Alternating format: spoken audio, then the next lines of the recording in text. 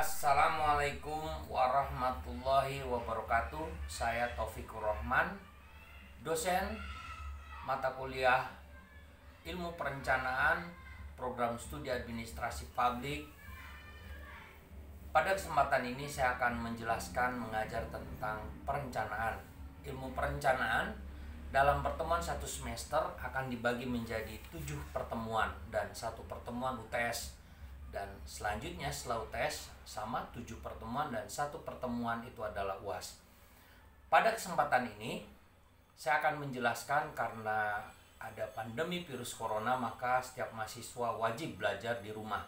Saya akan menjelaskan tentang ilmu perencanaan. Pada mata kuliah pertama, maka mata kuliah perencanaan itu akan berbicara tentang kriteria perencanaan, bentuk perencanaan, unsur dan daya guna perencanaan. Selanjutnya, saya akan menjelaskan tentang organisasi, pendekatan dan aksioma daripada perencanaan di pertemuan kedua. Pertemuan ketiga, ilmu perencanaan akan membahas tentang klasifikasi, ciri, dan dimensi dari ilmu perencanaan. Sedangkan perencanaan untuk pertemuan keempat menyangkut tentang strategi perencanaan. Selanjutnya, di pertemuan 5, kita akan bicara tentang perencanaan dan pengembangan sumber daya manusia. Biasanya saya akan membahas tentang bagaimana peran pemerintah, khususnya pemerintah daerah, baik itu kota, kabupaten, dan provinsi, melaksanakan musrembang, musyawarah perencanaan pembangunan, yang di dalamnya adalah bagaimana pengembangan strategi untuk sumber daya manusia yang ada di daerahnya. Selanjutnya yang terakhir itu adalah berbicara di pertemuan ke-6 itu adalah mengenai kepemimpinan, komunikasi, dan persuasi dalam ilmu perencanaan. Baik, kita masuk dalam pertemuan pertama, kita bicara tentang ilmu perencanaan. Ilmu perencanaan awal mulanya itu adalah masuk dari ilmu ekonomi, di mana dalam ilmu ekonomi itu ada istilah POAK, Planning, Organizing, Actuating, dan Controlling. Itu yang disebut dalam ilmu ekonomi atau lebih detailnya dalam ilmu manajemen. Dalam POAK kita hanya mengambil satu saja, yaitu tentang planning. Planning itu menyangkut tentang perencanaan. Apa itu perencanaan? Perencanaan menurut tokohnya atau John Maynard Keynes, dia menyebutkan bahwa perencanaan ekonomi itu dimulai dari analisa ekonomi yang sifatnya makro. Kenapa makro? Karena sumber manusia itu berasal dari ekonomi yang sifatnya makro dulu. Setelah makro maka diturunkan pada tingkat yang lebih kecil atau yang disebut dengan mikro.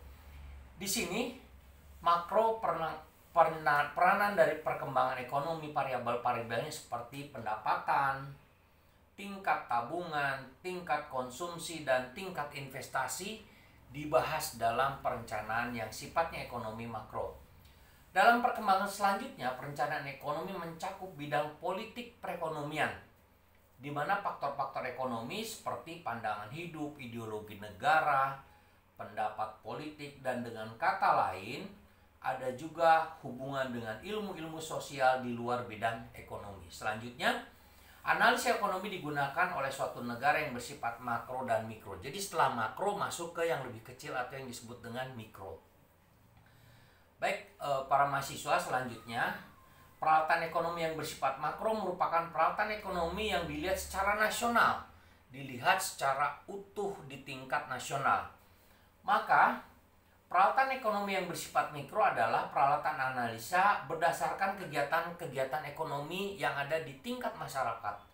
Jadi dengan demikian pandangan ekonomi secara nasional ditelah mengenai ekonomi makro, dan telah masalah-masalah mikro itu dilihat dari ekonomi mikro. Itulah sepintas tentang munculnya ilmu perencanaan menurut Keynes. Selanjutnya, Adam Smith. Adam Smith dalam teorinya bahwa masih tetap dihubungkan perencanaan dengan ilmu ekonomi. Dia bicara bahwa pertumbuhan ekonomi tidak perlu diatur oleh pemerintah, namun sebaiknya diserahkan sepenuhnya kepada pihak swasta atau swastanisasi yang disebut dengan oleh Adam Smith.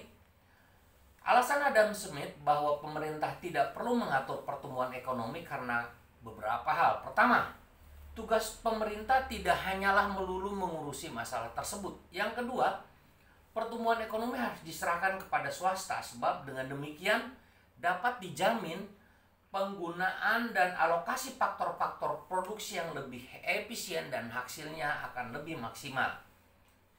Maka dalam tugas pemerintah yang tidak hanyalah melulu mengurusi soal ekonomi, peran pemerintah itu adalah yang lebih makro, lebih besar. Contoh adalah mempertahankan negara terhadap serangan dari luar. Kedua, melaksanakan tata hukum dan keadilan negeri. Yang ketiga, contoh adalah membangun dan melaksanakan berbagai pekerjaan umum dan lembaga-lembaga masyarakat yang tidak mungkin dilakukan oleh pihak swasta. Oke, pada pertemuan kali ini tentang pengantar ilmu perencanaan saya cukupkan demikian. Nanti kita akan ketemu di pertemuan selanjutnya. Assalamualaikum warahmatullahi wabarakatuh. Saya Taufikur Rahman.